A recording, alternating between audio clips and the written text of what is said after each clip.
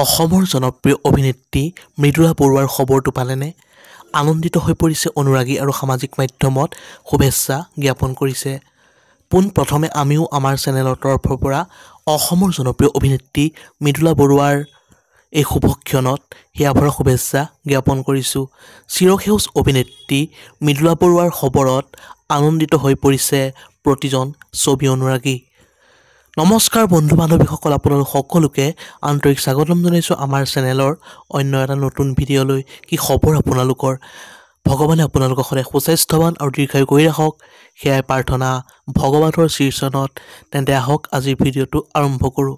মোক আপোনাক সকলোকে সুন্দৰ অভিনয়ৰ জৰিয়তে মনোৰঞ্জন প্ৰদান কৰা অসমৰ চিৰসেউজ অভিনেত্ৰী মৃদুলা বৰুৱাই বহুদিনৰ বিৰতিৰ পাছত প্ৰদান কৰিছে এক সুখৰ খবৰ।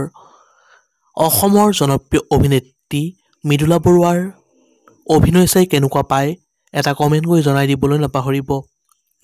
আপোনালোকক জনাবলৈ পাই সুখী হৈছোঁ যে সুদীৰ্ঘ বহুদিনৰ বিৰতিৰ পাছত অসমৰ জনপ্ৰিয় অভিনেত্ৰী মৃদুলা বৰুৱাৰ এখন নতুন অসমীয়া চিনেমা আহি আছে।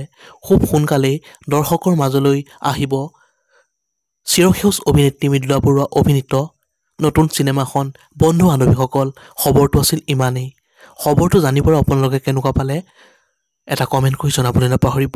অন্য এটা নতুন ভিডিঅ' লগ পোৱাৰ প্ৰতিশ্ৰুতিৰে আজিলৈ বিদায় মাগিছোঁ। ধন্যবাদ। জয় আই অসম।